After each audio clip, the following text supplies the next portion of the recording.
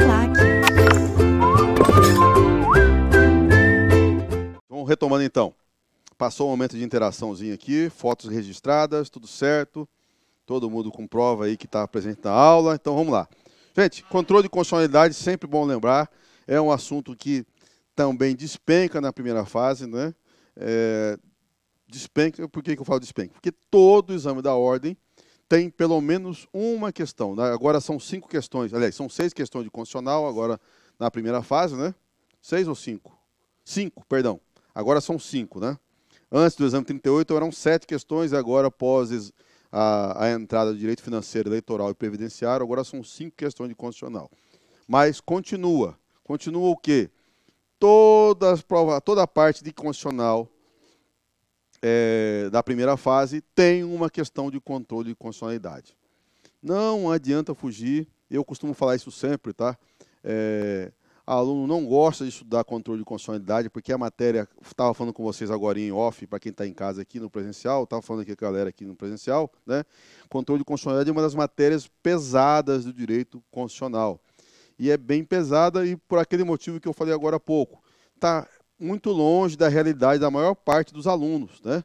Falar, controle de constitucionalidade, o STF julgou, tá? Poucos alunos conhecem lá como que funciona o STF, ou atua em algum órgão, assim, os escritórios, por exemplo, em Cuiabá, por exemplo, são pouquíssimos que trabalham com direito constitucional nesse nível. Então o aluno quase não enxerga, o que é fazer uma ADIM, né, uma ADO, fazer uma DPF. Aqui em Cuiabá, não. É raríssimo, entendeu? Já lá em Brasília, não. Em Brasília, como a sede do STF está em Brasília, lá já tem muito mais escritórios especializados e tal. Então o controle de constitucionalidade tem uma dificuldade aí dos alunos estudarem, alguns por trauma da faculdade. Lembrando aqui, né, só para explanar por que eu insisto sempre nessa disciplina, nessa parte, nesse conteúdo. Alguns alunos têm ranço de controle de constitucionalidade por causa da faculdade, e alguns alunos nem viram na faculdade controle de constitucionalidade, porque não deu tempo ou porque não estava no conteúdo programático, né? E, além disso, tem o fato ainda que tem muitos professores que não gostam de ensinar, porque nem eles entendem o controle de constitucionalidade. E aí, chega na OAB, o aluno, despenca controle de constitucionalidade e o aluno toma na tarraqueta. E é o que nós não queremos. Eu, em especial, não quero que isso aconteça. Afinal de contas, vai ter uma questão no dia 19, no domingo, dia 19 de novembro, de controle de constitucionalidade. A Rayane está aqui de prova, já teve aula de véspera comigo anteriormente, eu falava, repito isso desde aquela época. Chega na prova, quem que está lá? A questãozinha sem vergonha está lá, né? E você precisa acertar ela, né? Então, esqueça os traumas do seu professor que só lia o slide na aula, ou na faculdade que você nem teve a disciplina lá direito, o conteúdo, esquece tudo isso aí, né? Porque infelizmente, você precisa, porque vai cair uma ou duas questões lá, e você tem que acertar, porque constitucional faz parte das matérias que você precisa ir bem. Agora ela faz mais importante ainda, né? Relembrando o que eu falei no curso passado, que eu não falei ainda. Esqueci, Matheus, mas agora relembrei. Vendo você aí deitado, aí, parecendo que está na sua casa, né? Relembrei agora aqui, é só para zoar você, para variar, né? Eu esqueci de falar, né? A estratégia, quando eu falei da estratégia de prova, né? Para vocês aqui, a estratégia mudou um pouco agora nesse último exame para cá, né? Do 38. Mudou com relação às disciplinas. Antigamente, todos os cursinhos orientavam, olha, você tem que focar só nas matérias com maior número de questões. Então, era estatuto e ética, constitucional, administrativo, constitucional, civil, processo civil, penal, processo penal, trabalho e processo de trabalho. Só aí já dava 40 e poucas questões, que eram as matérias do grupo A. Grupo B era tributário, empresarial, que eram as matérias que tinham 5 questões, né? E aí, alguns cursinhos recomendavam você nem estudar as matérias pequenas, que ECA, que é 2 questões, ambiental, que é 2 questões, internacional, 2 questões, consumidor, 2 questões, direitos humanos, 2 questões, tal. Com a inserção dessas 3 matérias, né, cada uma delas com 2 questões, ou seja, previdenciário com 2, financeiro com 2 e eleitoral com 2, tirando de constitucional, civil, processo civil, penal, processo penal, diluiu mais questões. Então, exige agora para essa prova que vocês estudem maior número de matérias, né? Não dá para vocês focarem só nas matérias mais amplas. vocês têm que passar um olho, né, nessas matérias curtas. É aí que eu disse ontem para vocês. Internacional, já dei as dicas tudo ontem. É aquilo que eu falei ontem que vocês precisam estudar. Não precisa estudar mais que aquilo lá, não. Tá? Agora, tem matérias que não compensa você estudar. Porque é muita legislação para duas questões. Ambiental é um exemplo. Ambiental, irmão, você vai com o que você tem na cabeça. Agora, por quê? Porque é muito conteúdo para você estudar para duas questões. Você perde tempo. Então, mas aí que dá aula é resumido. Não, a aula é resumida, por isso que tem um cursinho. Resume para você aprender aquilo que é o que cai sempre, entendeu? Mas eu digo, você não vai estudar em casa. Vou ler o Código Ambiental. Não faz isso com você, não. Você pega o conteúdo do cursinho e vai, seja o que Deus quiser. Agora, em casa, uma matéria que compensa você estudar. Consumidor. A lei é pequena, perto de outras. Duas questões, pequena. Então, o estudo você tem que ter essa estratégia aí agora, nesse exame, porque agora você não pode desprezar as matérias de duas questões. Porque todas elas somadas já dão uns 18 questões. E aí, dentre elas, eu destaco para vocês estudarem, né, assim, para vocês garantirem, né? Consumidor, direitos humanos, internacional, ambiental, você faz o que der, né? Tributário, eleitoral e previdenciário, se vocês estudaram na faculdade, previdenciário é muito conteúdo para estudar, vocês sabem disso, né? A lei, a 812, a 813 é enorme, então também não dá. Direito financeiro é a aula do cursinho, né? A aula do cursinho e o resuminho. Não adianta você querer ler a lei 4.320 ou a LRF, porque é uma literatura muito específica de Estado, vai só atrapalhar seu desenvolvimento. Não façam isso. Então, assim, vocês têm que ter uma estratégia, vocês precisam dar uma olhadinha então, em outras matérias fora dessas principais. Tem que dar uma revisadinha, por conta que você vai precisar acertar a maior número de questões. ECA, o professor Pouso deu ontem, é uma boa de você acertar as duas, porque são temas bastante recorrentes, e ele já mandou até o material para vocês aí, com quase que todas as questões, né? Então, só ficar atento nesse ponto, porque vocês precisam estudar o maior número de matérias agora, para que vocês cheguem aos 40 pontos, né?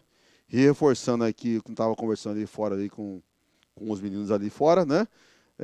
Pelo amor de Deus, né? Não substituem alternativas, né? Não troquem o gabarito, né? Atenção ao preencher o gabarito para você não mandar uma resposta de uma questão pela outra, para você evitar jogarem contra vocês. Controle de constitucionalidade. O que é o controle de constitucionalidade, gente? Sempre lembrar, o que é o controle de constitucionalidade? O nome já diz, controle. Para haver controle, eu tenho que ter uma norma superior. Qual é a norma superior? Constituição. A Constituição é o parâmetro de controle, de todo o ordenamento jurídico brasileiro. Então, quando a gente fala de controle de constitucionalidade, nós estamos falando de quê? Olha, vamos verificar se a lei que está sendo produzida, qual lei? A lei infraconstitucional, se ela está obedecendo ou não está obedecendo à Constituição. Aí, para relembrar, não posso pegar a caneta, né? Para relembrar a nossa pirâmide, né? Constituição está no topo, né? A Constituição é o vértice. Junto com ela estão as emendas constitucionais e os tratados internacionais de direitos humanos que forem aprovados pelo procedimento da emenda constitucional. Estes são as normas que autorizam o controle, as normas paradigmas. Embaixo está todo o restante. Então, só para relembrar, né? Então, olha só, a Constituição é a norma maior, é a norma fundamental, é o vértice do ordenamento jurídico e todo mundo abaixo tem que obedecer à Constituição. Então, o controle de constitucionalidade, o que é? É a verificação dessa compatibilidade da lei inferior, né? O ato normativo, a lei inferior, com a Constituição. Está compatível, a gente diz que aquela lei é constitucional. Está incompatível, a gente diz que aquela lei é inconstitucional. Ótimo, né? Então, está fácil isso. Vamos relembrar aqui. Só para relembrar, jogo rápido. Como é que funciona a questão da a teoria da nulidade no controle de constitucionalidade? O que é isso, gente?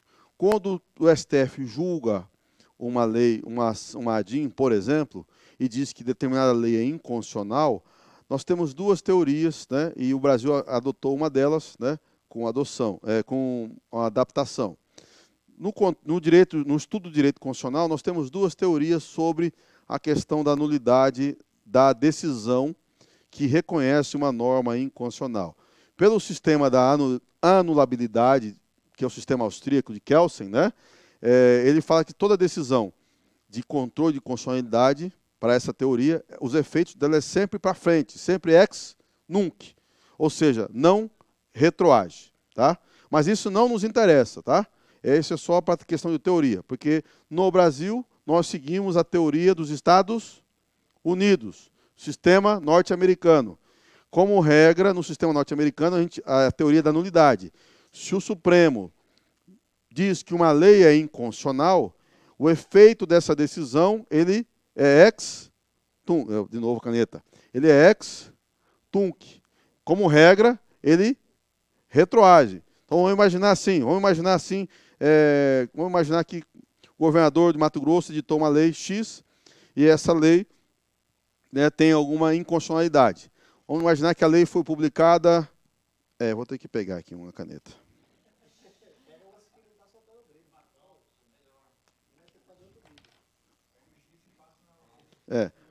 Vou pegar assim, ó, gente, ó. Se ficar a letra feia aqui, vamos imaginar que o governador do estado editou uma lei, mandou para a Assembleia um projeto de lei, que foi aprovada. Essa lei é de 2000 e... até que ficou bom. 2018. Literalmente pegando assim, gente. Ainda bem que vocês todos são testemunhos. Se dá B.O., fala assim, ó, Marcelo estava lá, Matheus estava lá, Gilson estava lá, tá todo mundo lá aqui, ó, fala com eles no Instagram aqui. O professor tava, foi a caneta mesmo. Se vocês não... falar isso aí, você vai ver, eu vou jogar praga. Não vai passar na OAB. Vou jogar praga, ó, no dia da prova. Na hora que dá 3 horas da tarde, vai bater uma caganeira. Hã? Quem? Você quer que lembre disso? Então, beleza, Gustavo. Para não esquecer de você, né? Não... Vamos lá. Vamos imaginar que o governador mandou para a Assembleia um projeto de lei no ano de 2018, a Assembleia aprovou essa lei. Mas vamos imaginar que essa lei tem uma inconstitucionalidade qualquer, tá? Não vamos detalhar aqui, qualquer. Aí, determinado um legitimado de controle, Procurador-Geral da República, tá? Em 2018 mesmo, entrou com uma ADIM no STF dizendo para o STF dizer que aquela lei é inconstitucional. Beleza? Ótimo. O STF, como vocês sabem, ele é muito rápido, né? Como os órgãos judiciários são rápidos, são céleres e tal. Em 2022, o STF... que está assim, né? Minha letra é bonita, gente, mas escrevendo assim, né? Em 2022, o STF julga esta ação de controle, essa ação direta de inconstitucionalidade. Olha só, essa lei de 2018 até 2022 está produzindo efeitos, ela está em vigor, sim ou não? Ótimo. Bom, primeiro, então, o controle de constitucionalidade serve para tirar uma lei inconstitucional do ordenamento jurídico. O STF, então, aqui, pela teoria da nulidade, que é a teoria americana, ao julgar... Essa merda, lá vai eu ter que pegar outra. Esse aqui não tem a pontinha. Já foi na mão, ó. Vamos lá. O STF, ao julgar, em 2022, ao julgar esta ação, vamos colocar aqui a lei Lei de Mato Grosso, né? O STF, em 2022, ao julgar essa lei, ele fala assim, olha, a lei realmente é inconstitucional. O Procurador-Geral da República tem razão, essa lei é inconstitucional. Qual é o efeito aqui desse julgamento aqui? Pela teoria norte-americana, pela teoria austríaca, da anulabilidade, essa lei é anulável, tá? Então, vou colocar aqui embaixo, pela teoria austríaca, né? O efeito dessa norma, o efeito é para frente. Ela é inconstitucional a partir de 2022, quando foi feito o julgamento. Pela teoria americana, vou colocar a teoria norte-americana, essa lei é inconstitucional desde quando? Desde... Nossa Senhora. Esta lei é inconstitucional desde 2018. O efeito é daqui para lá. Então, na teoria norte-americana, tá? Nós estamos falando aqui, tá? A lei, ela a declaração de inconstitucionalidade é ex tunc, ela retroage. Ela retroage para quando? A data que a lei entrou em vigor, a data que ela foi votada, publicada. É como se a lei nunca tivesse existido. Essa é a teoria da nulidade, a teoria americana que o Brasil adotou. Tá? Teoria austríaca, o efeito é ex nunc, para frente. Tá? Efeito para frente. O que aconteceu de 2018 a 2022, lá ficou. Para frente não pode mais. Na teoria da nulidade, teoria americana que o Brasil adotou. O STF julgou um ato inconstitucional, essa decisão retroage como se a lei nunca tivesse existido. Certo? Tranquilo isso? Agora, qual é a exceção que nós podemos ter aqui que nós temos no Brasil? Tá? O Brasil aplica, então, a teoria da nulidade como regra geral, mas como sempre o Brasil sempre tem alguma diferencinha, né? Nós temos uma regra flexibilizada, diferente dos Estados Unidos. Lá no artigo 27 da Lei 9868, que regulamenta o processamento das ações de controle concentrado, a DIN e a DO por omissão, nós temos lá a possibilidade de modulação dos efeitos. Tá? O que é essa modulação dos efeitos? Tá? Lá no artigo 27 fala, olha, se nós estivermos diante de uma situação que envolva grande dúvida jurídica ou de alta repercussão social, econômica, financeira, né? O tribunal, ao julgar, ele pode modular os efeitos, tá? Modular os efeitos da decisão. O que significa isso? Chegou 2022, vamos pegar aqui, tá? O STF julgou essa lei inconstitucional. Beleza, tá? Regra geral, né? Julgou aqui, retroage, certo? Retroage como? 2018, como se a lei não existisse. Porém, o STF diz, olha, este assunto tem grande relevância jurídica, econômica ou social, então, para pacificar a sociedade e evitar maiores transtornos, né, nós vamos modular os efeitos. O que significa esse modular os efeitos lá, que o STF, vários julgados fazem, né? Faz. Olha, eu reconheço que a lei é inconstitucional, digo que retroage no sentido de, olha, a lei é como se ela nunca tivesse existido, essa decisão anula a lei, estira do ordenamento jurídico, porém, aquilo que aconteceu de 2018 a 2022, eu mantenho, digo que é inconstitucional, mas aquilo que foi feito, e aí eu digo, daqui para frente não pode mais. Então, eu modulo os efeitos para frente. De 2022, no caso aqui, vou colocar aqui em cima, tá? Da data do julgamento para frente. Isso é a modulação. O STF, nesse caso de modulação, ele dá os dois efeitos. Ele fala, olha, a lei é inconstitucional desde 2018. Só que, essa lei produziu grande embaraço jurídico, ou tem grande relevância econômica, social, né, ou financeira. Portanto, eu reconheço que ela é inconstitucional, aplico ela, mas o que foi feito, daqui para frente não pode mais. Isso é a modulação. Ela dá os dois efeitos. Ela não desfaz, ela reconhece a inconstitucionalidade, mas não desfaz os efeitos anteriores, mas obrigando para frente. Beleza? Rapidão para vocês lembrarem aqui, jogo rápido, tá? Para a gente poder ganhar tempo, o tempo voa, né? A inconstitucionalidade ela pode ser por ação ou por omissão, tá? Por ação envolve, a inconstitucionalidade por ação é quando o poder legislativo age, né? Lembrando que quando a gente fala de controle de constitucionalidade, nós estamos falando sempre do poder, da ação do poder legislativo, da ação ou omissão do poder legislativo. Então, quando o poder legislativo age e produz uma norma inconstitucional, nós dizemos então que aquela norma é inconstitucional por ação, porque o poder legislativo editou, ele agiu editando uma lei inconstitucional. Quando a gente fala uma inconstitucionalidade por omissão, né, agora é o contrário, é a negativa, né? Quando o poder legislativo deveria ter agido, deveria ter produzido uma lei e não produziu. Aí a inconstitucionalidade é por omissão. O caso do direito de greve do servidor público, o caso da homofobia e transfobia, foi inconstitucionalidade por omissão. Por isso que tem duas ações sempre, a de impromissão e o mandado de injunção juntos, né? Porque aqui, por omissão, o legislativo deveria ter falado, deveria ter produzido e não produziu. Então, silêncio legislativo, uma omissão. A maioria das questões da OAB é inconstitucionalidade por omissão, porque é o que mais acontece. A inconstitucionalidade por omissão ela pode ser por vício formal, vício material. Esta aqui, tá? Eu mantenho aqui, mas tem até que adiantar. Essa aqui não tem mais essa possibilidade, porque o STF já julgou as ADINs, tá? Então, inconstitucionalidade por ação pode ser vício formal ou vício material. O que é o vício formal, gente? Não vou detalhar por questão de tempo. O que é o vício formal? Vício formal é vício de forma, tá? Ou o legislativo errou, tá?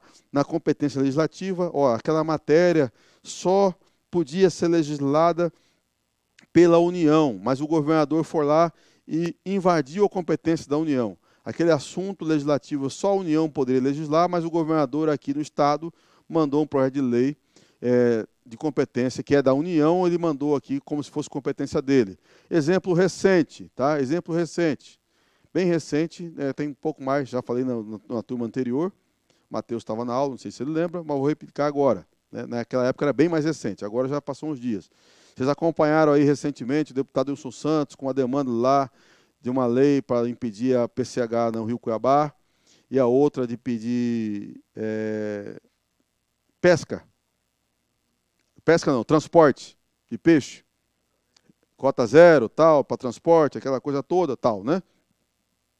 Nos dois casos, né, nós tivemos um movimento aqui do governo estadual, com a política ambiental, né, só que aí, no primeiro caso das PCHs, lá, do PCH, salvo engano, né, o deputado provocou uma associação nacional que entrou com uma DIN no Supremo para vetar a lei estadual, para declarar a inconstitucionalidade da lei estadual, por conta de invasão à competência da União, em razão de que sobre legislatura sobre água só a União pode legislar.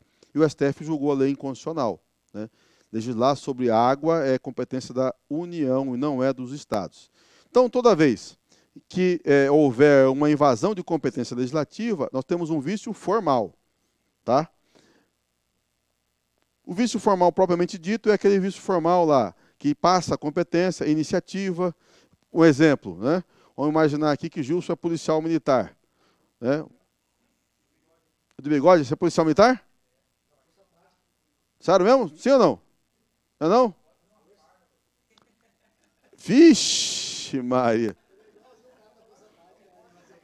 Não pode ver uma farda? Até chora. Jesus Cristo amado. Vamos lá. Então vamos imaginar.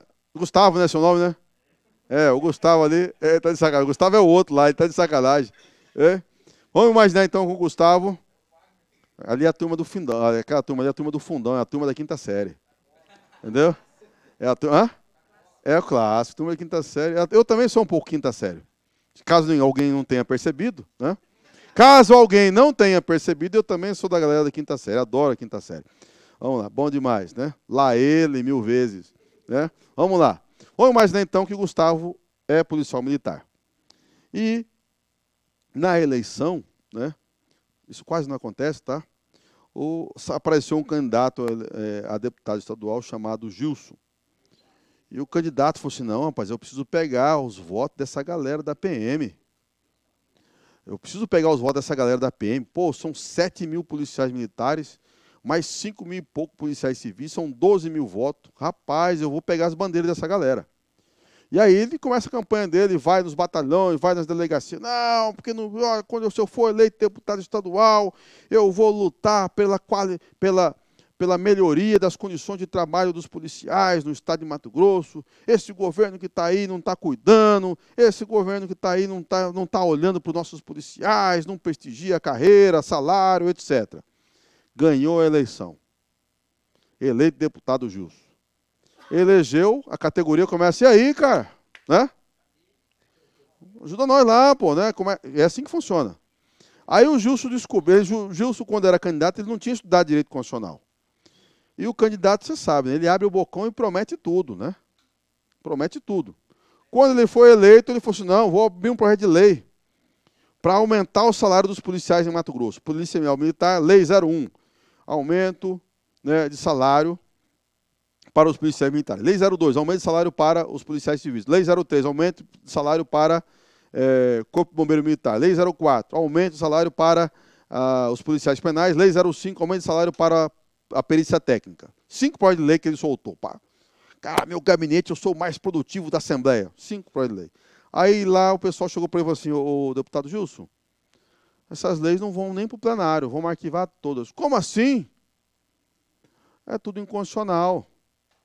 Não, não pode. Como assim não posso? Não, não pode. Alguém sabe por que não pode? Por que é inconstitucional? Tá fácil essa. É clássica. Por que esses projetos são inconstitucionais? Tem a ver aqui com esse... Estou dando um exemplo aqui, tá? Propriamente dito. Alguém lembra? Por quê? Vamos lá, então, responder para vocês. Por que é inconstitucional? Bem simples. Segue a lógica aqui. Policial militar, policial civil, bombeiro militar, perito e o policial penal são funcionários de qual esfera de governo, de poder? Não, estadual sim, mas do poder? Não. Policial. Policial é funcionário do poder executivo. Quem é o chefe do poder executivo? Quem? O governador do estado. Ótimo. Gilson é de que poder? Legislativo. Então, uma pergunta. PM é funcionário da Assembleia? Não. Então, uma pergunta. Gilson pode ter iniciativa de um projeto de lei para aumentar o salário de servidores que não são da Assembleia? Não pode. Porque esse tipo de projeto de lei, quem pode ter iniciativa a aumentar salário? Só o governador. Então, se o Gilson protocolar esse projeto de lei para aumentar a categoria, cinco projetos de lei para aumentar o salário da categoria da polícia, ele vai parar bem aqui porque existe uma inconstitucionalidade por ação, vício formal e iniciativa. Ele não pode ter essa iniciativa de lei. Beleza aí? Um exemplo, tá? E aqui no processo legislativo tem todas as regras. Iniciativa, votação, etc, etc. Eu tenho vários outros exemplos aqui, mas infelizmente não dá para a gente aprofundar por conta do tempo e tal, né? Mas aqui nós temos um exemplo, por exemplo, do ex-prefeito Chico Galindo, lá com o ex-vereador falecido Júlio Pinheiro, que foi um caso bem grotesco aqui na nossa cidade de Cuiabá, na Câmara dos Vereadores. Tem vários exemplos que a gente poderia falar. E, por último, caso das MPs aqui, quando não tem urgência.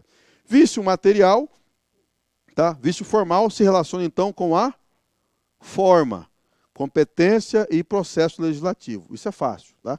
Vício material tem a ver com a matéria, tá? Por exemplo, podemos ter, o governador chega lá e fala assim, ó, o governador está com a macaca. Final de semana chegou, a esposa, sexta, sábado e domingo, Alessandra, dormiu de calça jeans. Entendeu? Ele, sexta-feira, falou, hoje, trabalho de semana foi puxado aqui no governo, hoje eu vou soltar umas 3 doses de gin na cabeça da mulher, hoje vai ter. Mas aí durante o dia ele não aqueceu, a mulher, e aí bem o quê? Ele secão lá, cabeça cheia, lá no estado, ali, respondeu mal, a mulher, já ficou braba, né? Na hora do almoço, amor, nós combinamos de almoçar juntos, você vai vir? Não vai dar, amor. Ô, amor, você combinou, amor, você não está vendo que eu estou ocupada? Mandou isso aqui ele. Chegou 10 horas da noite, ele chegou, e aí, amor, vamos fazer um amorzinho? Ela olhou, você já estava de calça jeans, né? Um sobretudo, tapa-olho, e ele querendo dar uma namoradinha. Chegou sábado, continuou, domingo, segunda-feira, ele puto. Vou mandar um projeto de lei para a Assembleia. Tá. Vou reduzir, vou botar aqui agora que as mulheres aqui no estado, servidoras públicas mulheres agora, estou vendo que todas as esposas dos meus funcionários, o que esses meus funcionários sofrem? Essa lei é hipotética, tá? Imagina, rapaz, chegar em casa, a mulher não quer dar um agrado, um namoradinha com o marido, só porque ele respondeu seco ao WhatsApp. Vou mandar um projeto de lei agora para a Assembleia, dizendo que todas as servidoras públicas, mulheres do Estado agora, só vão ter aumento depois de 6 meses que foi implementado o aumento para os homens, para os servidores homens. Ó que beleza o projeto de lei, né? É outro exemplo que estou montando da hora da minha cabeça aqui, um exemplo bem grotesco, né? Para ficar evidenciado que é inconstitucional. Pergunto, já respondi aqui, mas vou perguntar, essa lei é inconstitucional? Sim ou claro?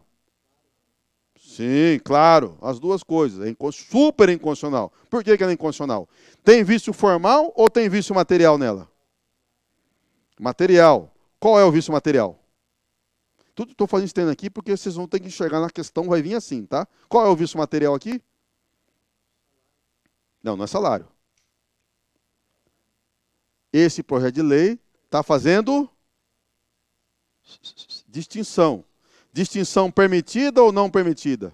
Ela está fazendo discriminação negativa, tá? Entre servidores homens e servidores mulheres. Pode?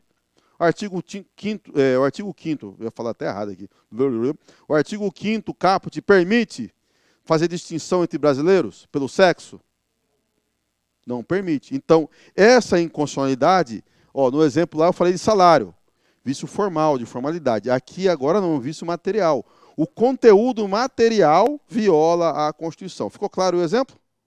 Belezinha? Então vamos lá, avançando. Então, está aí distinto. Então, vício material viola a matéria da Constituição. O exemplo aí do governador, né? Desse exemplo que nós criamos aqui, esse exemplo esdrúxulo, mas foi o que veio aqui, me desculpem aí. Que às vezes sai exemplo bom, mas às vezes sai uns exemplos assim, tem hora que a criatividade, eu acho que é a falta de um chope, né? Mais tarde eu fico criativo de novo. Vício formal, então, tem a ver com formalidades do processo legislativo. Beleza? Rapidinho aqui, a gente já vai ter uma questãozinha aqui. Com relação ao momento de controle, tá? Vou falar para vocês o que é o mais importante aqui, porque não vai dar para explicar tudo, tá? Então, vamos lá explicar o que é o mais importante. Os dois momentos principais aqui é o prévio e posterior. Esse último aqui nem vamos falar dele, tá? Inclusive, ele quase não cai. Nunca caiu, na verdade. Nós temos dois momentos de controle, de constitucionalidade. Isso é importante, tá? Porque isso cai. Momento do controle prévio ou preventivo, tá? Quando que ocorre esse momento? Ocorre quando a lei ainda não existe. Ela só é um projeto de lei. Ela ainda não existe no mundo, ela não foi publicada ainda. Então, tudo o que acontece antes da lei ser publicada, nós falamos então que é o controle prévio, preventivo, tá? Beleza? Claro isso? Controle prévio preventivo é antes da lei existir no mundo jurídico. A lei só passa a existir no mundo jurídico a partir do momento que ela é publicada. Beleza? Ótimo. Controle posterior ou repressivo, consequentemente, ele acontece quando a lei já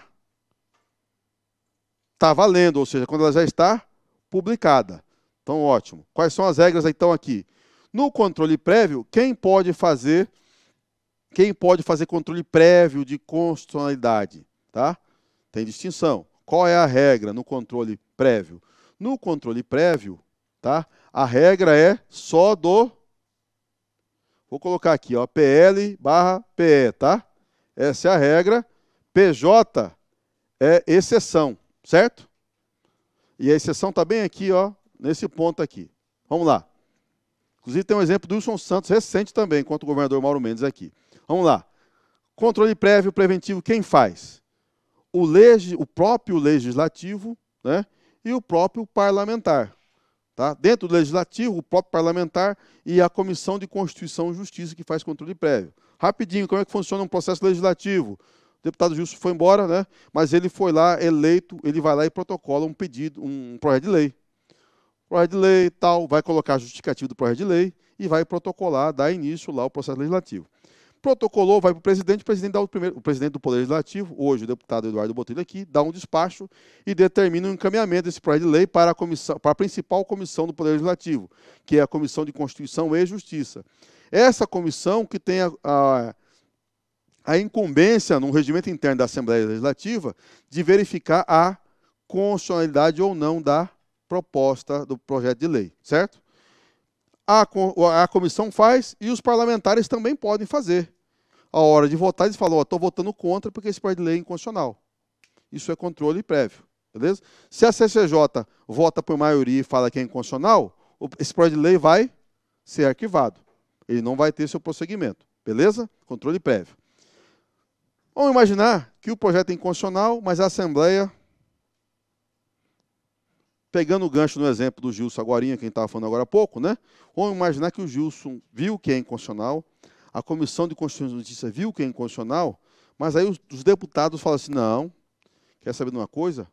Vamos votar esse projeto que aumenta o salário dos policiais. Porque não é só você, Gilson, que tem eleitor policial. Eu também tenho, eu também tenho, eu também tenho. Não, eu não tenho, mas eu quero fazer uma média com os policiais. Aí eles votam, sabendo que é inconstitucional. Isso quase não acontece. Pouco, tá? Acontece muito. Aí eles vão lá e faz a média. A Assembleia aprovou uma projeto de lei para valorizar os policiais do estado de Mato Grosso. Aí vai lá, dá aquela entrevista coletiva, sabe aquela coisa? Tudo papagaiada. Ele sabe que o judiciário, se for provocado, vai declarar inconstitucional. Mas aí eles falam assim, mas ele dá uma satisfação para as bases, aí vem o governador, controle prévio, projeto de lei aprovado, vai para, antes de publicar, ele é aprovado, ele vai para o executivo fazer o veto. E aqui, para ganhar tempo, tá? Nesse caso aqui é o veto jurídico. O veto se divide em dois, tá? Veto político e veto jurídico. O veto político tem a ver com a parte política, de políticas sociais, etc. Não nos importa para controle. O que importa para controle é o veto jurídico, onde o governador vai se manifestar se é constitucional ou não é constitucional. O governador chegar no veto, ele veta a lei, dizendo, não, essa lei é inconstitucional, porque só eu posso ter iniciativa de aumentar o salário dos policiais. A Assembleia não pode aprovar uma lei se não tiver a minha iniciativa. A Assembleia só pode apreciar isso se eu mandar o projeto de lei, não o parlamentar, em que pese o governador, nessa hora, coloca nas razões, em que pese a louvável iniciativa do deputado Gilson, né, preocupado com as bases da Polícia Militar e com a melhoria das condições de trabalho. Aí vai falar bonito, assim, né? No final ele está falando, o deputado vai tomar no seu olho, né? Mas, infelizmente, a iniciativa desse projeto de lei é deste governo, o governador, parará, por esse motivo, veto o projeto de lei. Esse é o veto. Beleza? Jurídico.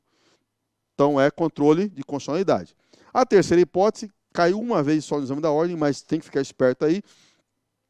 Existe, é a única que é a exceção à regra. A regra é A e B, tá? Que é poder legislativo e poder executivo. A exceção do poder judiciário é só essa, tá? Mandado de segurança, tá? Impetado por parlamentar, tá?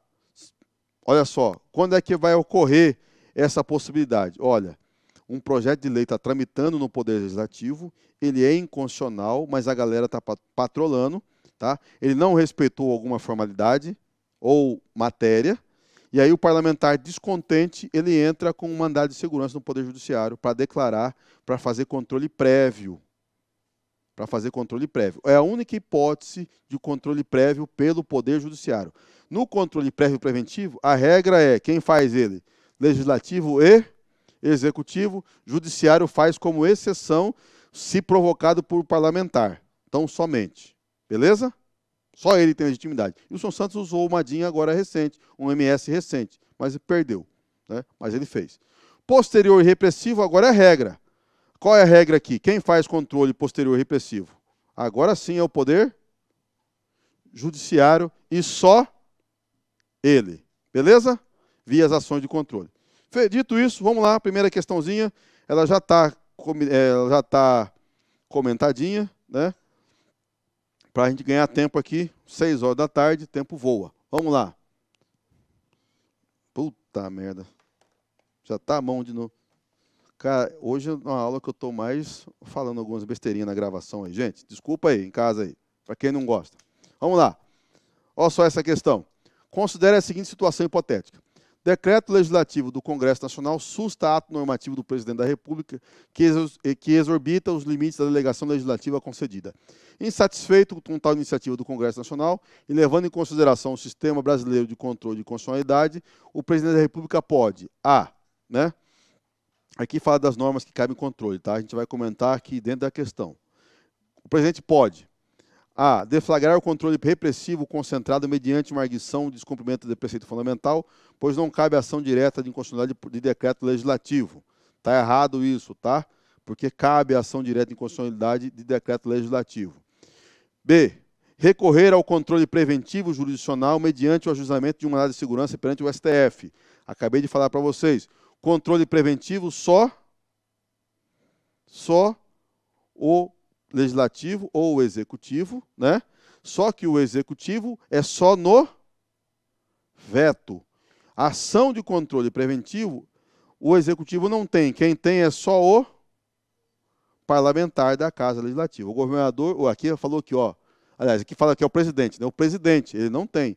Aqui quem poderia ter é só um deputado federal ou um senador, dependendo de onde tivesse o projeto. Se o projeto estivesse na Câmara, só um deputado federal poderia questionar. Se o projeto estivesse no Senado, só um senador poderia questionar, via mandado de segurança. O presidente, em nenhuma hipótese. Então, atentem aí. Tem que guardar na sua cabecinha para a prova aí, Facinho. Controle preventivo, só legislativo e executivo ou parlamentar da casa respectiva. Repressivo, aí julga no Poder Judiciário. Mas provocar o Poder Judiciário, o presidente não pode em controle preventivo. Ele pode no controle repressivo. Aí o artigo 103 traz lá a legitimidade. No controle repressivo, ele não pode. Beleza? Alternativa C. Deflagrar o controle repressivo político, não existe, político, mediante uma representação de inconstitucionalidade, por se trata de ato poder legislativo. Errado, é total errado. E D, que é certa. Deflagrar o controle repressivo concentrado mediante uma ação direta de inconstitucionalidade, uma vez que o decreto legislativo é ato normativo primário, que é a alternativa correta da questão. Vamos lá. Tem mais uma aqui. Só para falar do conceitinho de controle de constitucionalidade. É do exame 18, mas é sempre bom falar, já foi uma das últimas que caiu nessa estrutura. Faz tempo que não cai questão assim, tá? As últimas questões de controle de constitucionalidade agora elas estão 100% casuística, não estão mais assim abertas assim. Vamos lá. Muitos estados ocidentais, a partir do processo revolucionário franco-americano, no final do século XVIII, atribuíram aos juízes a função de interpretar a Constituição, daí surgindo a denominada jurisdição constitucional. A respeito do controle de constitucionalidade exercido por esse tipo de estrutura orgânica, assinale a afirmativa correta. Resposta certa é a A. A B diz: a denominada mutação constitucional é uma modalidade de controle de constitucionalidade realizado pela jurisdição constitucional. Errado, tá? A mutação não é modalidade de controle, tá? A mutação é mudança de interpretação, tá? Controle concentrado de constitucionalidade consiste na análise da compatibilidade de qualquer norma infraconstitucional com a Constituição. Errado, não é qualquer norma, tá? Já tem um slide sobre isso já. Controle de constitucionalidade de qualquer decreto regulamentar deve ser realizado pela via difusa. Errado também. A certa é a que traz o princípio da supremacia da Constituição. Alternativa A. A supremacia da Constituição e a hierarquia das fontes normativas destacam-se entre os pressupostos do controle de constitucionalidade. A Constituição é o vértice, é o maior ali que ordena isso, tá? Vamos lá. Está aí uma boa aqui do artigo de controle com o artigo 5º que a gente já leu, a gente já comentou antes. Uma questão lá do exame 24, mais recente. Acho que a gente já leu essa questão já, né? Já lemos essa questão ou não? Não, então vamos lá. Atos generalizados de violência e vandalismo foram praticados nas capitais de alguns estados, né, do país, com ações orquestradas pelo crime organizado. Identificado e preso algum dos líderes desses movimentos, numerosos políticos, com o apoio popular, propuseram a criação de forma juridicamente de um juízo especial para a apreciação desses fatos em caráter temporário, a fim de que o julgamento desses líderes presos se revele exemplar. Ao submeterem essa ideia a um advogado, este afirma que, segundo a ordem jurídica brasileira, a criação de tal juízo é A. Constitucional, pois o apoio popular tem um condão. A gente já leu essa questão sim, tá? Então vamos na certa aqui, ó. Olha só. O apoio popular tem um condão de legitimar a atuação do poder público, ainda que seja contrário ao ordenamento jurídico vigente. B, já lemos. É inconstitucional. A resposta certa em razão da vedação expressa ao juiz do Tribunal de Exceção. Aqui nós temos um exemplinho aqui, né, de como que é o controle de constitucionalidade, né? Aqui fazendo certinho, aqui inconstitucionalidade material, tá? Esse projeto de lei aqui, ele tem inconstitucionalidade material, não é formal. É material por quê? Juiz ou tribunal de exceção é vedação lá do artigo 5º, matéria da Constituição. Esta ideia aqui, ela não tem vício formal, mas sim vício material, se for progredir. Rapidinho, só explicando por cima, gente, para a gente ganhar tempo, porque eu vou preferir as questões aqui. Olha só, controle, tudo que nós falamos ali é controle, a gente vai falar das ações agora nos próximos slides, das ações de controle concentrado. Nós temos no controle de constitucionalidade dois tipos de controle. Controle concentrado e o controle difuso. Controle concentrado, como o nome diz, é aquele que é concentrado apenas em um órgão do judiciário. Então, quando a gente fala controle de constitucionalidade concentrado, nós estamos falando de dois tribunais apenas. Se for, e aí, como que você define a competência? Se o parâmetro de controle for a Constituição Federal, qual é o órgão competente para julgar? Né? Se for o parâmetro de controle for a Constituição Federal, o órgão competente para julgar é o Supremo Tribunal Federal. Ótimo, né? Se nós estivermos falando de Constituição Estadual, né? Ó, o parâmetro de controle é a Constituição Estadual. Quem é que julga? Tribunal de Justiça do Estado, beleza? São as duas formas aí, os dois órgãos competentes para para o julgamento de ações concentradas. O controle difuso é diferente. O controle difuso, nós estamos falando da açãozinha aqui que começa na primeira instância. A açãozinha como? A ação de controle concentrado não é qualquer um que pode entrar. Tem os legitimados especiais. Já no controle difuso, não. Qualquer um de nós, se tiver um direito que nós queremos exercer e tem alguma alegação de constitucionalidade ou inconstitucionalidade, nós entramos com a ação ordinária, né, a ação comum lá no juiz de primeira instância. Por isso que o controle difuso é chamado de controle aberto, né? Ele é aberto ou por via de exceção, porque ele incide sobre o caso concreto. Enquanto nas ações de controle concentrado só se julga a tese, na ação de controle difuso se julga caso concreto, tá? Não vou detalhar mais exemplos, porque o tempo realmente não nos permite, tá? Então, nós temos esses dois tipos de controle, controle difuso e o controle concentrado. Difuso é para caso concreto, tá? Vamos imaginar a seguinte situação, vamos imaginar que um prefeito municipal edita uma lei criando distinção entre servidores, distinções ilegais, tá? E estabelece um benefício para uma categoria e não para outra, né, com discriminação. Um dos beneficiários quer entrar com a ação, não, eu também quero receber esse aumento. Essa distinção, essa lei que o prefeito municipal mandou, estabelecendo, vamos criar aqui um exemplo aqui, para ficar fácil, ó. De novo, para ficar um exemplo bem grotesco, para ficar fácil. Vamos imaginar que o prefeito falou assim, ó, as enfermeiras mulheres terão direito a 15% a mais de salário pelo fato de serem mulheres. Ponto. Beleza? Gustavo, foi embora? Foi, né? Gustavo, enfermeiro, homem, concursado do município, falou, não, essa lei é inconstitucional. Eu quero os 15%. Ele está pouco se lixando se a lei é constitucional ou não. O que ele quer? O aumento de 15%, quer essa verba. Aí ele vai fazer o quê? Não, eu quero... Aí ele entrou com o requerimento administrativo, foi para o secretário de saúde, foi para o prefeito falou, ó, essa lei é só para as enfermeiras. Ponto. Essa lei é constitucional, gente? Do jeito que eu falei para vocês aqui, ó, sim. Ela é inconstitucional. Porque ela criou um benefício para as mulheres a troco de nada. Sem distinção.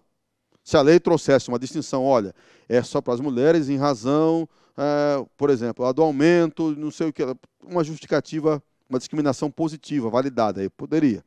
Mas, nesse caso, não. Do jeito que eu narrei para vocês, não. Essa lei é inconstitucional. Criou distinção sem justificativa, plausível. Não pode. Ótimo. Então, Gustavo vai lá e fala, não, eu quero aumento. Ele vai entrar com a ação. Ele não tem legitimidade para ação de controle concentrado, então ele vai entrar com a açãozinha. Olha, eu, Gustavo, representado pelo meu advogado, tal, ação ordinária, tal, ação de obrigação de fazer contra o município de Cuiabá, né? Por esses motivos. Ele vai narrar, ó, eu entrei com o requerimento, projeto de lei, tal. No final ele vai falar assim, olha, eu quero fazer jus, ser reconhecido meu direito de receber esse adicional, esses 15% a mais do meu salário. E de forma incidental, eu quero que o judiciário julgue essa lei que a Câmara dos Vereadores aprovou como inconstitucional, porque ela estabeleceu uma distinção vedada pela Constituição. Ao final, o juiz vai julgar realmente a lei inconstitucional, né? Só que aí o objetivo da ação de controle difuso não é tirar a norma do ordenamento jurídico. O objetivo da ação de controle difuso é o direito que o cidadão, que o interessado quer. O interessado não quer saber se a lei é constitucional ou não. Ele quer o benefício. Então, aí por isso que fala por isso que a doutrina fala lá que o controle é o caso concreto. Vejam, narrei um caso concreto, tá? Narrei um caso concreto. Nós temos um enfermeiro, uma pessoa que quer fazer jus a um direito que lhe foi negado por uma lei que criou um benefício, mas fazendo discriminação entre sexos. Beleza. Então, este controle é incidental. Por quê? Ele é incidental porque o objetivo da ação não é o controle de constitucionalidade. O objetivo da ação é o bem da vida lá, que é o aumento salarial, né? Mas, para chegar no aumento salarial, o juiz tem que avaliar que a lei é inconstitucional, porque a lei é um impeditivo de avaliação do pedido. Entenderam? Por isso que é incidental. Vamos lá. No controle difuso, o efeito sempre é inter partes, tá? o efeito no controle difuso, ou seja, nessa ação do enfermeiro Gustavo contra o município de Cuiabá, ao final, se o juiz, até o final de todos os recursos, julgar que é procedente o pedido, o efeito é inter partes, ou seja, só faz efeito entre Gustavo e o município. E o efeito é ex tunc, retroage e tal, né? Podendo haver, de novo, aquilo que eu falei para vocês, podendo haver a modulação. Cláusula plenar, vamos lá para uma questãozinha, tá? Vamos lá, qual que é essa aqui? Ah, tá, aqui é da cláusula de reserva de plenário. Vou comentar em cima da questão que é mais fácil, tá? Vamos lá. Uma questão do exame 21, tá? De 2016. A terceira vara civil do Tribunal de Justiça do Estado Alfa, ao analisar a apelação interposta, reconhece que assiste razão a recorrente, mais especificadamente no que se refere à inconstitucionalidade do referido ato normativo X. Ciente da existência de cláusula de reserva de plenário, a referida turma dá provimento ao recurso sem declarar expressamente a inconstitucionalidade do ato normativo X, embora tenha afastado a sua incidência no caso concreto. De acordo com o sistema jurídico constitucional brasileiro, o acórdão preferido pela terceira turma civil. A. Está juridicamente perfeito? Já está com os comentários aqui para facilitar a vida de vocês, tá? Posto que nessa circunstância a solução constitucionalmente expressa é o afastamento da incidência, no caso concreto do ato normativo inconstitucional, o vermelho aqui significa que está errado, tá? Então, a alternativa E não é a alternativa A, né? Alternativa B, não segue os parâmetros constitucionais, pois deveria ter declarado expressamente a inconstitucionalidade do ato normativo que fundamentou a sentença, proferida pelo juiz da Cor. Também está errado, né? A C, está correto, posto que a terceira turma civil, como órgão especial que é, pode arrogar para si a competência do órgão pleno do Tribunal de Justiça. Errado também. A D é a resposta certa, que diz, está incorreto, posto que violou a cláusula de reserva de plenário, ainda que não tenha declarado expressamente a inconstitucionalidade do ato normativo. O que é esta questão aqui, gente? O que é a cláusula de reserva do plenário? No controle difuso, ou seja, nessa ação que começou no juiz de primeira instância, tá? Como vocês bem sabem, vamos relembrar processo civil. Primeira instância é o juízo de primeiro grau. Como que ele encerra o processo? Com a prolação da sentença. Da sentença cabe que recurso? Só a apelação que cabe de sentença? Qual outro recurso cabível? Opa, não. Qual outro recurso cabível da sentença? São dois recursos cabíveis contra a sentença. Primeiro, embargos de declaração. Se a sentença tiver defeito, qual defeito? Já estou dando a revisão aqui já, hein, de processo civil também, que eu leciono a matéria, né? Depois o professor Stanley termina com vocês aí. Aborda com mais profundidade. Embargo de declaração cabe quando? Quando a sentença for omissa, contraditória ou obscura. Então, da sentença cabe embargo de declaração, mas o recurso principal é a apelação. Só falei aqui só para relembrar vocês, né? Fazendo um feedback rapidinho. Então, cabe a apelação. Ótimo.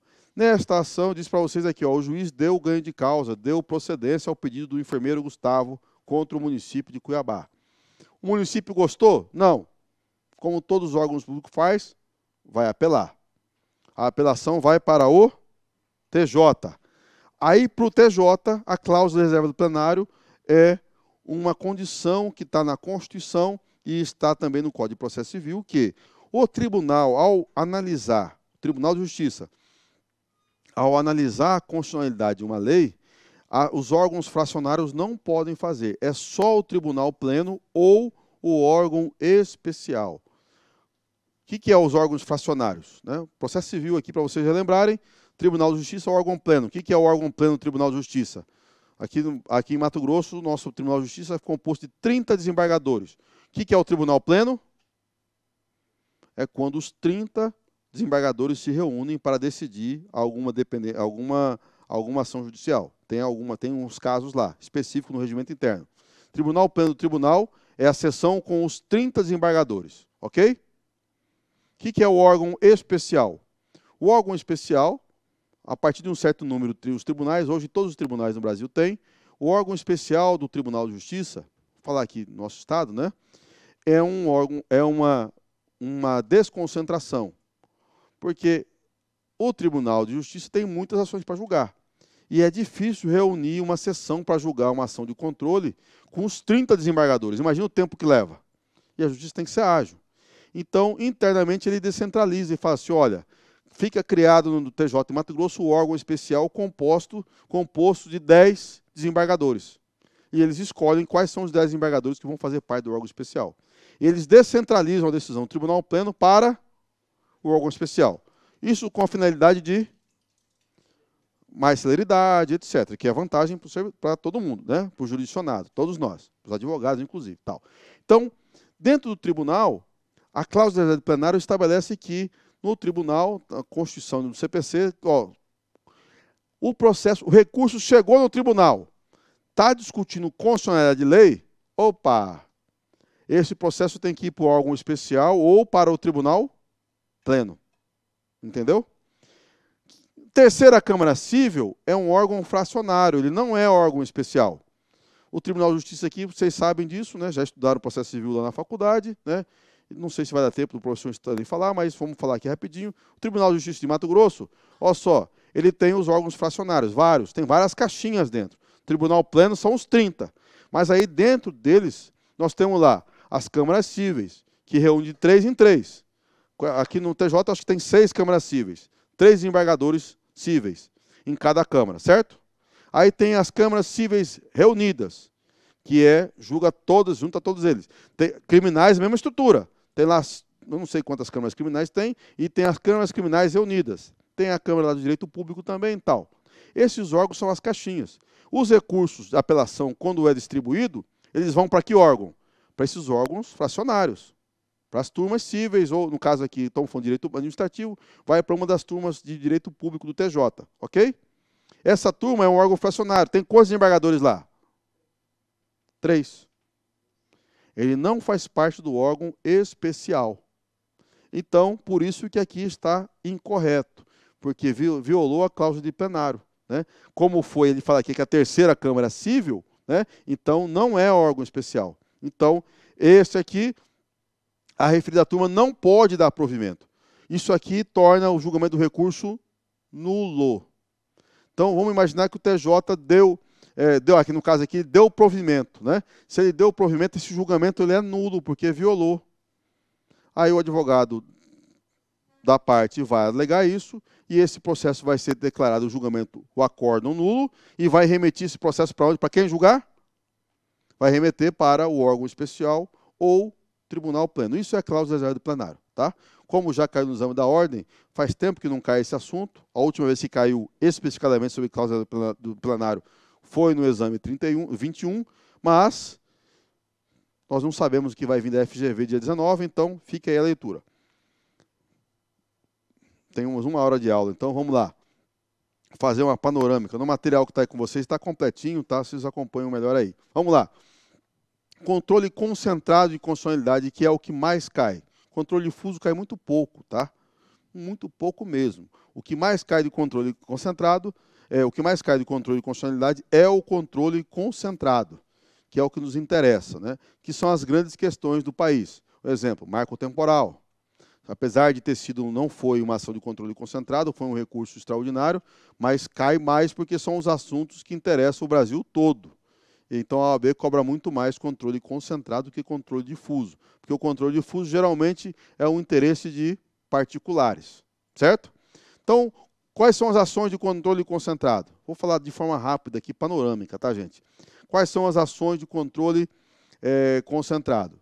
São 1, 2, 3, 4, 5, tá? A primeira delas, a principal delas, a maior delas é a ADIM, ou ADI, Ação Direta de Inconstitucionalidade Genérica.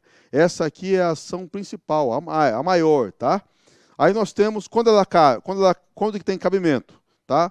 Eu não vou ler com detalhes aí, mas no slide tem, tá? Quando a hipótese de cabimento. A ADIM tem hipótese de cabimento quando nós estamos diante de uma lei em tese, de um ato normativo, né, genérico, né, que viola ou de forma, ou por vício formal ou vício material, dispositivo da Constituição.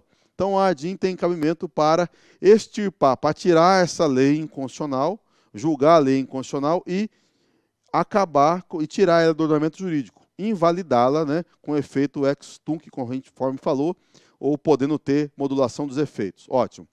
Quando é que vai ter? A ADIM, gente, cabe contra a lei federal e lei estadual. Tá? A ADC é a ação declaratória de constitucionalidade. A ação declaratória de inconstitucionalidade ela tem uma diferença. A ADIM cabe contra a lei estadual e lei federal. A ADC só cabe quando eu tiver dúvidas sobre uma lei federal tão somente, tá? Só lei federal. A ação declaratória de inconstitucionalidade só tem cabimento quando eu tenho dúvidas sobre a aplicação de lei federal. Aí cabe a ADC. E aí o seguinte, a ADIM e a ADC são ações, como diz lá a doutrina, são ação ambivalentes, né? Deixa eu até dar uma agora aqui, que está ficando seco aqui.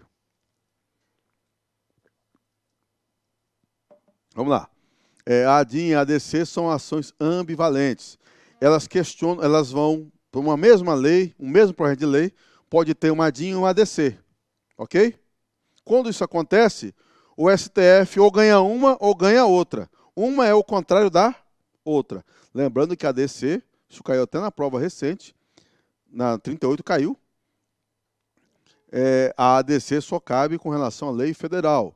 Para facilitar a cabeça de vocês, exemplo, nós tivemos aí, a reforma trabalhista foi em 2017. Reforma trabalhista, o presidente, né, Michel Temer, ele resolveu fazer a reforma trabalhista, aquelas alterações na CLT, vocês lembram lá, né? Só que como vocês já estudaram direito do trabalho, vocês sabem que os juízes do trabalho eles são altamente protetivos para o trabalhador. Vocês sabem disso, né? Não sei se a maioria aqui é empregado ou alguém aqui já foi patrão, né? Justiça do trabalho para o patrão é horrível, né? Para o trabalhador era, na época, uma beleza, né? Mas aí, após muitas reclamações, um excesso de garantia e tal, houve uma flexibilização, uma maior ampliação de negociação, né? E aí, com a entrada em vigor da reforma trabalhista no governo Temer, ele estabeleceu uma série de coisas. Outros tipos de contrato de trabalho, vocês lembram? Contrato de trabalho por hora, o contrato de trabalho avulso, né? Inclusive aqui na Riachuelo, Renner, as grandes lojas fazem. Agora lá, por exemplo, tem contrato por hora, né? Não mais mensal, aquela coisa toda. Tem vários tipos de trabalho aí. Está em vigor. O que aconteceu com a reforma trabalhista? Ela entrou em vigor e começou na Justiça do Trabalho uma verdadeira revolta dos juízes. Uma parte dos juízes do Brasil julgaram conforme a nova reforma trabalhista, dizendo, não, o trabalhador nesse caso não tem direito, porque a lei, a reforma trabalhista entrou, mudou isso aqui, julga improcedente a reclamação trabalhista. Só que outra parte considerável dos juízes estavam dando decisões assim, apesar da entrada em vigor da lei que instituiu a reforma trabalhista, eu entendo, e o juiz pode fazer isso, vocês sabem disso, né? O juiz de trabalho, qualquer juiz pode decidir, constitucionalidade, eu entendo que a reforma trabalhista é inconstitucional, portanto, não a reconheço e não vou aplicar o caso concreto. Eu aplico a redação anterior e pau! Sentença contra o empregador. O que gerou isso? Isso gera insegurança jurídica. E a AGU, o próprio presidente, falou, não, pô. E nisso aí começou a entrar ADIM, e Michel Temer falou, não, vamos entrar com a ADC. Para declarar que a reforma trabalhista é constitucional, e aí sim, declarada que é inconstitucional, os juízes são obrigados a decidir conforme a lei. E foi o que aconteceu, e ao final ela foi declarada constitucional a reforma trabalhista, e aí parou com os juízes com essa questão. Então elas são vinculantes. Então, de uma mesma lei, pode ter duas ações no Supremo, a ADIM e a ADC. Neste caso aqui, teve as duas, teve a ADIM e a ADC. O Supremo julgou a ADIM improcedente e julgou a ação, em alguns assuntos, né, julgou a ADC procedente. Isso pode acontecer. Agora, quando acontecer isso, nunca o Supremo pode dar procedência nas duas. Tá? Uma tem que ganhar. A lei não pode ser constitucional e inconstitucional ao mesmo tempo. Ou ela é constitucional ou ela é inconstitucional. Beleza? Quando que cabe a DPF? A arguição de descumprimento de preceito fundamental. A DPF é para aquelas... Ela é o resto. Como assim, professor? Um caso concreto, não cabe a DIN, não cabe a DC, não cabe a DO. Representação interventiva a gente comenta separado, tá? Opa, então cabe a DPF. A DPF ela vai ter quando tiver algum preceito fundamental da Constituição violado, tá? Para você ter uma ideia, uma das hipóteses de cabimento da DPF é quando eu quero controlar a constitucionalidade de lei anterior à Constituição. Por isso que lá, no julgamento da DPF, eu esqueci o número dela agora de cabeça, por isso que no julgamento sobre o aborto, a DPF 154, lembrei, sobre o aborto, o que o Supremo divulgou na época? Vocês lembram lá? Quando é que teve a alteração legislativa? Vocês vão lembrar, se vocês não lembraram, vão lembrar agora. Como regra, nosso Código Penal é de que ano? 1940. 40, né? 1940. É anterior à Constituição de 88? Lógico, né? É anterior. Crime de aborto está tipificado lá no artigo... Esqueci agora o número do artigo. Eu não sei se é 120... Acho que é 123. Por ali.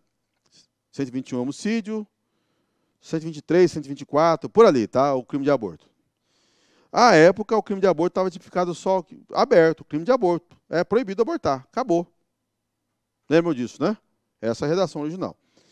Na época, começaram a surgir, então, algumas questões que chegaram, né, Brasil afora aí, e, salvo engano, foi o Procurador-Geral da República que entrou com uma ação, uma DPF. Qual foi a situação? Fetos anencéfalos, pela chikungunya e qual a outra doença que tinha na época? Pela Zika vírus e chikungunya.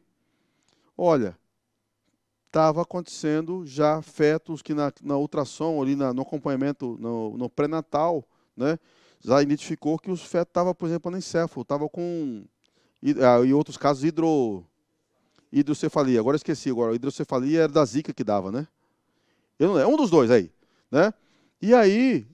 juiz, e essas mulheres iam abortar lá, totalmente faziam o aborto, e estava acontecendo o quê? A mãe, né, a gestante, junto com a equipe médica, respondendo pelo crime de aborto. E aí começaram, até que entraram com a DPF, olha, para o Supremo decidir que nesses casos aí, né, de infecção pelo Zika vírus ou pela a chikungunya, né, ou na situação de risco para a mãe, de saúde para o bebê e para a mãe, se fosse feito o aborto, que fosse descriminalizado. E a ação não foi a DIN nem a DC, foi a DPF. Por quê? Porque a norma questionada é anterior à Constituição. Então a DPF, aí se vincula ao preceito fundamental. Tá? A rigor, o controle de constitucionalidade você faz feito só a partir de normas a partir de 88. Se a norma é anterior a 88, só cabe a DPF. Beleza? Tranquilo? A ADO, já falamos aqui, é a ação direta de inconstitucionalidade por omissão. Ou seja, o judiciário tinha que, aliás, o legislativo tinha que agir e não agiu.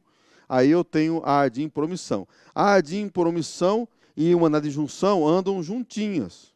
Qual que é a diferença uma da outra? Já falar aqui agora aqui. Na ADIM por omissão, nos dois casos, nós vamos ter uma omissão. Nos dois casos, nós estamos diante de uma norma constitucional de eficácia limitada. O legislativo tinha que editar uma lei e não editou. Só que o que é o problema? Na ADO, o STF, quando julga, ele fala assim, ó, realmente reconhecemos a mora do legislativo. Legislativo, após examinar a ação, julgamos procedente a ADO. O legislativo era para ter legislado e não legislou. Ponto. Acabou o julgamento. O presidente Supremo manda um ofício para o Congresso Nacional e fala, olha, o Congresso Nacional, julgamos aqui a ADO e é para você legislar sobre o assunto. O presidente do Supremo pode obrigar o Congresso Nacional a legislar? Sim ou não? Resposta é não. Os poderes são independentes e harmônicos. Função princípio, a função fundamental do Legislativo é legislar, o Supremo não pode determinar que o Congresso legisle. Perfeito? Ele não pode. Então, a ADIM por omissão não servia para nada, na prática.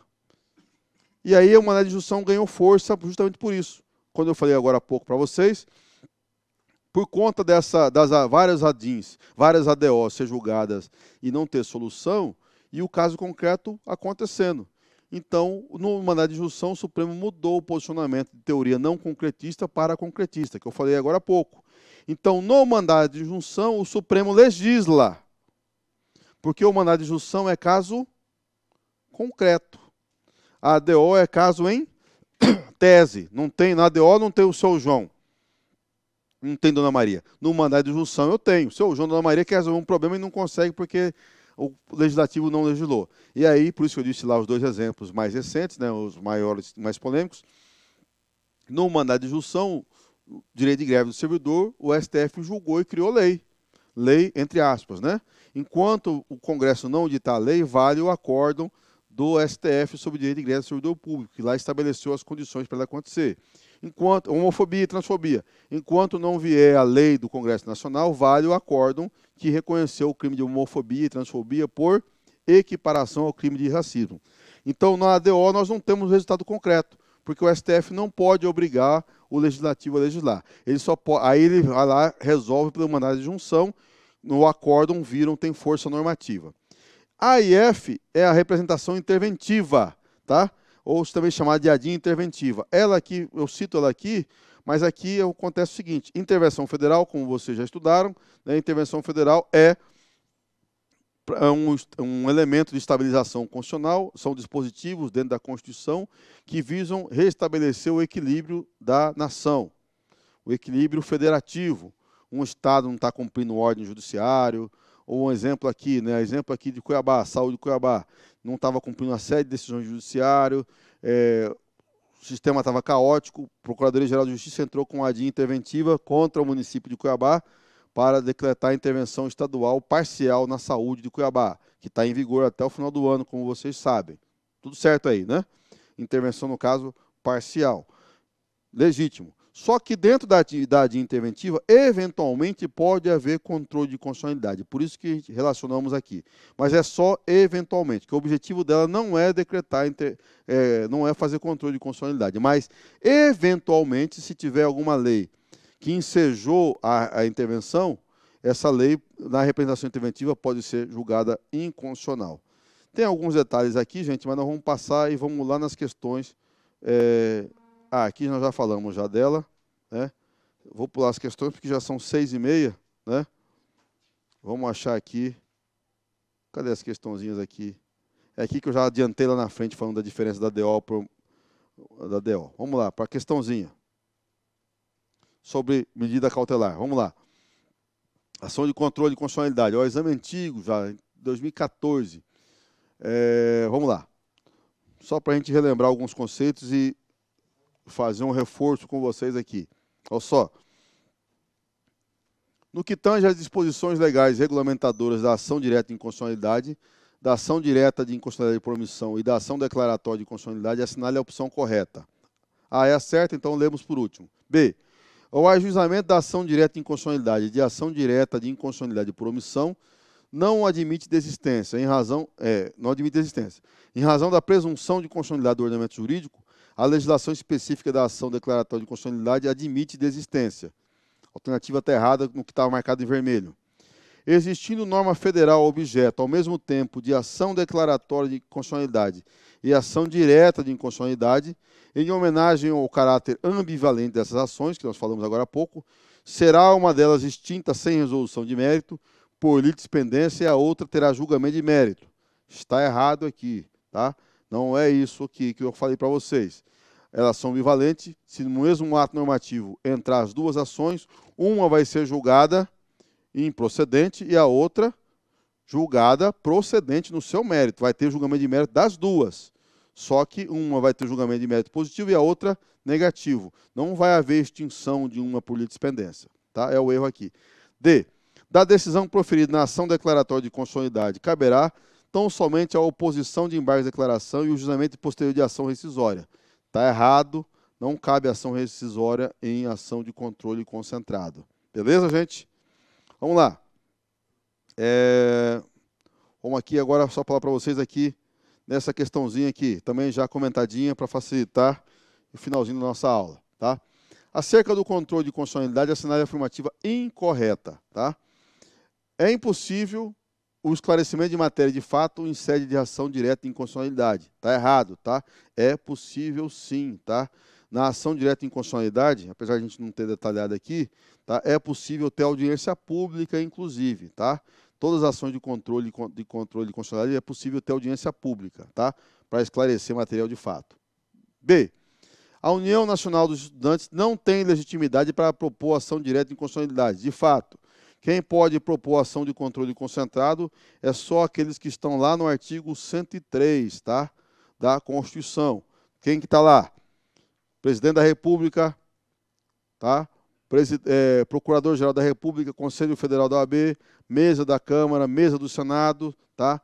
A maior parte, 1/3 das Assembleias Legislativas, tá? Governador do Estado, associação sindical com caráter nacional e associações de classe de caráter nacional. Né? A União dos Estudantes, não é categoria de classe, então ela não tem legitimidade para propor a ADIM. Artigo 103 da Constituição. C. Não se admite a desistência após a propositura da ADC. Correta também. D. Os desafios. Então, essa está correta. Os desafios. D. Os efeitos, né? Eu lendo desafios aqui. Os efeitos da decisão que afirma a inconstitucionalidade de norma em sede de ação direta de inconstitucionalidade, em regra, são ex tunc, retroagem. Correta também. Errado é a alternativa A, aqui dessa questãozinha. Vamos lá, rapidão, mais uma aqui, né? Vamos lá, vou ler a outra aqui, que é melhor, deixa eu ver. Vamos pegar uma dessa aqui, caiu uma igualzinha no exame 38. Você lembra? Você acertou ela, Matheus? Você lembra dela? Qual que é que eu estou falando? Exame 38, eu não coloquei a questão aqui no slide, eu acho que não coloquei, mas caiu uma igualzinha assim, ó. Contou a historinha, era fácil aquela, viu? Muita gente errou, era ADC a resposta. Pela primeira vez caiu uma ação de controle assim, agora mais recente, no exame 38. A alternativa foi igualzinha essa aqui, ó. Só isso.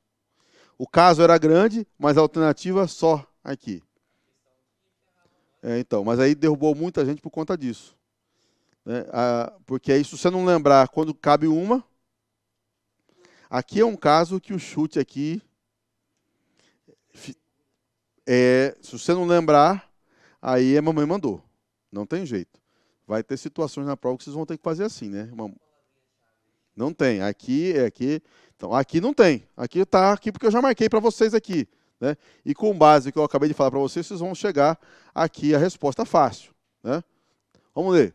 O governador de um estado membro da federação pretende se insurgir contra a lei do seu estado editada em 1984. Pronto. Qual é a ação cabível? Nem precisa ler o resto. 84 é antes de 88. Então, não cabe a DIN, não cabe a maneira de junção, não cabe a maneira de segurança. Tá? Não cabe maneira de junção, porque aqui não é caso concreto. Tá? Não cabe mandado de segurança coletiva, porque não tem sentido aqui, né? Não tem ato ilegal aqui. Né? E a DIN não cabe porque é anterior. A lei a ser discutida é anterior. Então, a DPF, conforme eu falei para vocês. Nem precisa ler o restante, porque o restante fala, editada em 84, que vincula a remuneração de servidores públicos estaduais ao salário mínimo. Os fundamentos de índole material a serem invocados são a ofensa do princípio federativo e a vedação constitucional de vinculação do salário mínimo para qualquer fim. A ação constitucional a ser ajuizada pelo governador perante o STF, cuja decisão terá eficácia contra todos, ou seja, erga omnes, e efeito vinculante relativamente aos demais órgãos do poder público, é a DPF. Facinho, né? Caiu uma sim agora no exame 38. Só que aí a resposta era, as alternativas eram diferentes, e a resposta era ação declaratória de constitucionalidade. Muitos alunos erraram, mandaram a DIN, mas esqueceram de ver, esqueceram que era lei federal, e a questão falava que havia dúvida sobre a constitucionalidade. Entenderam? Questão, exame 38. Vamos lá. Mais umazinha, faltam uns minutinhos aqui para a gente. Isso aqui a gente já leu, né? Vamos ler essa aqui, a gente não comentou lá do controle de efeito erga omnes no controle difuso, mas vamos comentar aqui em cima dessa questão. Suponha que o STF, em ação direta de inconstitucionalidade, tenha julgado a lei X inconstitucional. Nesse caso, seria correto afirmar que a lei X, A, é federal e deverá ser encaminhada ao Senado para que seja suspensa. B, pode ser... Nossa senhora, está escrito pode ali. Ou erro de digitação, né? Pode ser federal ou estadual e deverá ser encaminhada ao Senado para que seja suspensa. C, pode ser federal, estadual ou municipal e deverá ser encaminhada ao Senado para que seja suspensa. D, pode ser federal, estadual ou municipal e não precisa ser encaminhada ao Senado para que seja suspensa. E, pode ser federal ou estadual e não precisa ser encaminhada ao Senado Federal para ser suspensa. O que é essa questão aqui, gente? O STF julgou uma lei X inconstitucional, tá? Essa questão aqui fala dos efeitos da decisão. Quando nós falamos aqui que a lei X é inconstitucional, para o STF pode ir uma lei federal ou uma lei estadual para declarar inconstitucionalidade. Ok, até aí, tá? Só que tem um detalhe. Quando se fala em ADIM, tá? O Supremo Tribunal Federal, quando julga uma ADIM, a decisão do Supremo já exclui a norma do ordenamento jurídico. Não há ADIM, no julgamento de controle concentrado, o Poder Legislativo não tem nenhuma ingerência, não tem nenhuma participação. Portanto, não tem que encaminhar a decisão do Supremo para o Senado Federal. A hipótese A, né, onde está o erro? No vermelho ali. Aqui, a hipótese de encaminhar ao Senado e o Senado editar é uma possibilidade só do controle difuso. Como aqui é controle concentrado, então a A está errada, tá? Mesma coisa, mesma lógica, é o B. A C está errada, porque Supremo não faz controle de constitucionalidade de lei municipal por via de ADIM, porque não cabe, tá? Então está errado. A D, mesmo motivo, porque está ali o municipal, então já matou. E a D, então, está certa, porque realmente pode ser lei federal ou estadual e não precisa ser encaminhado ao Senado Federal para ser suspensa. A lei, o próprio julgamento do STF já resolve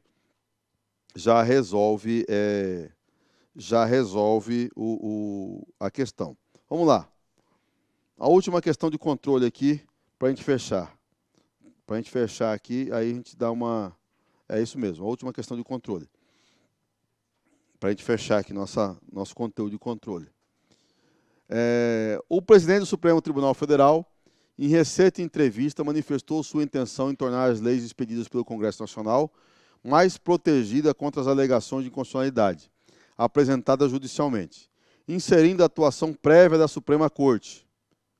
Este controle de constitucionalidade judicial preventivo pode ser considerado consoante nossos mandamentos constitucionais de constitucionalidade. A. Amoldado ao sistema de controle jurisdicional realizado pelo STF.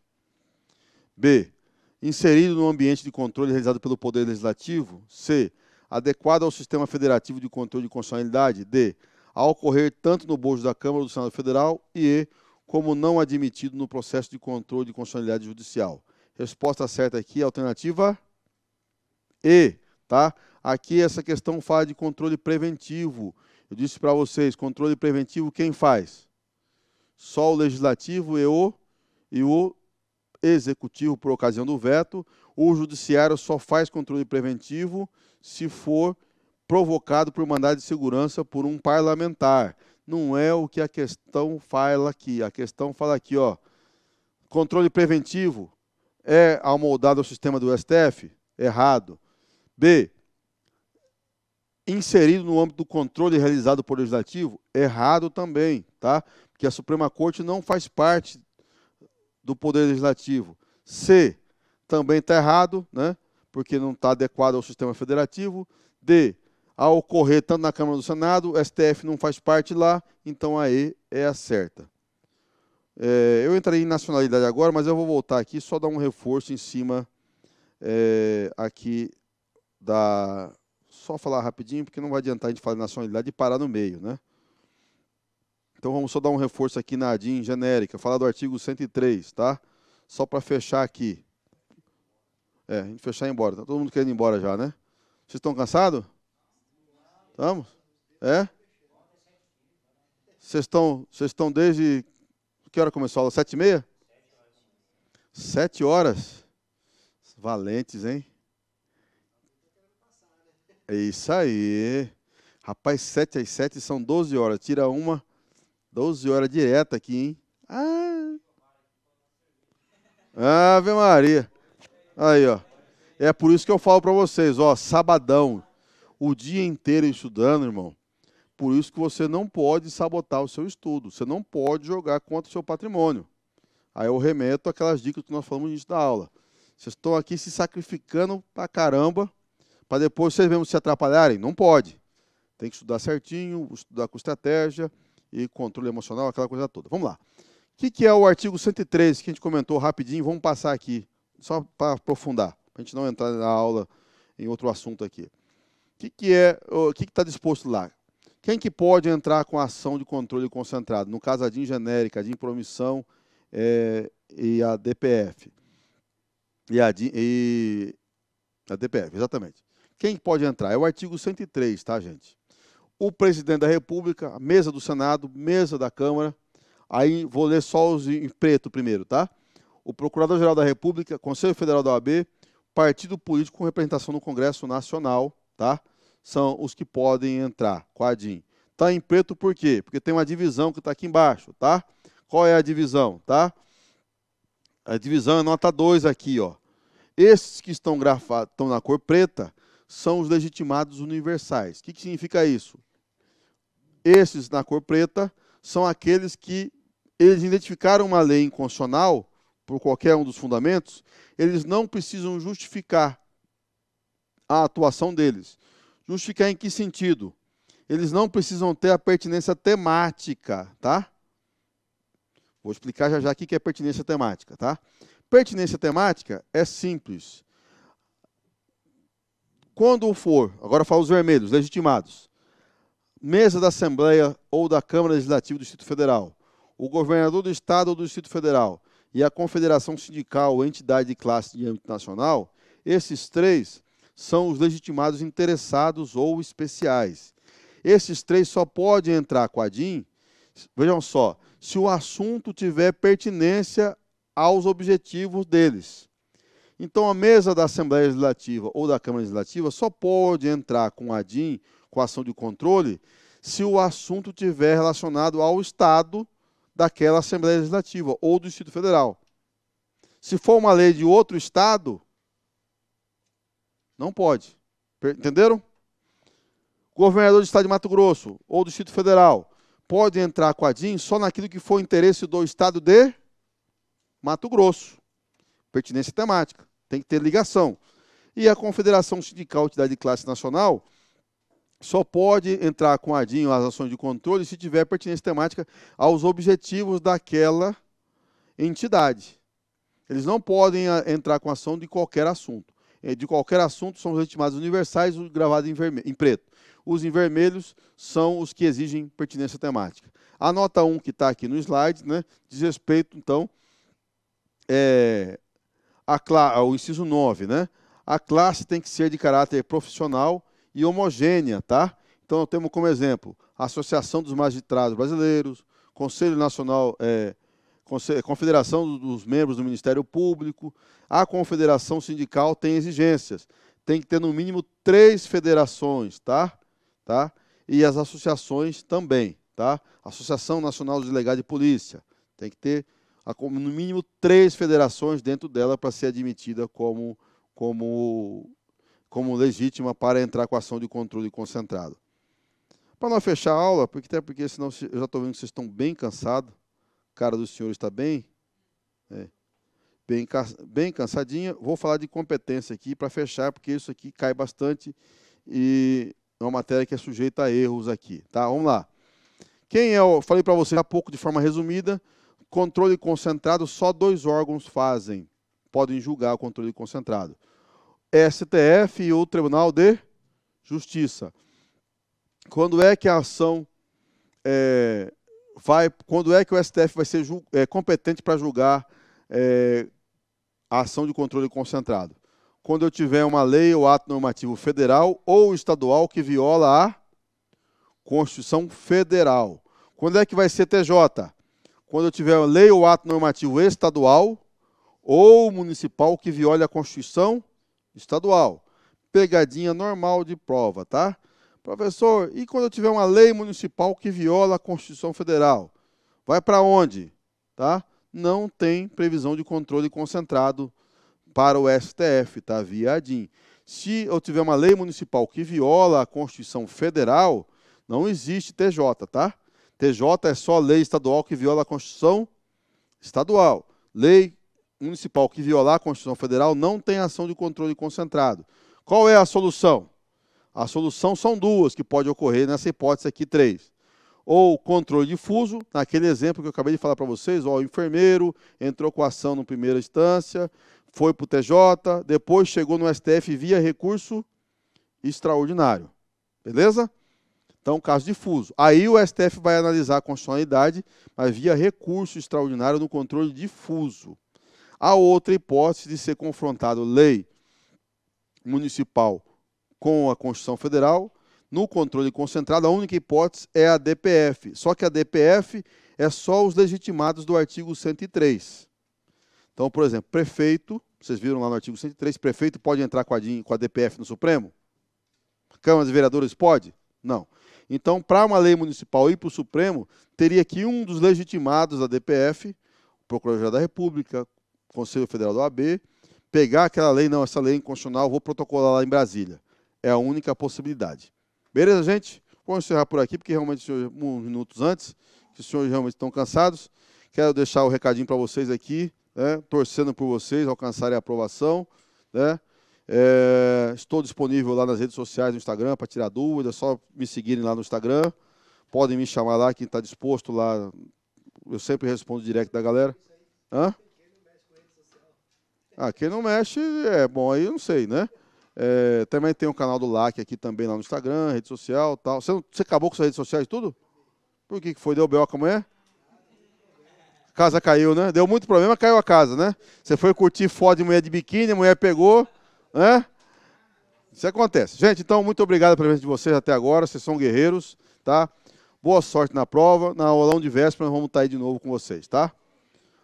Bom descanso para todo mundo. Clique like.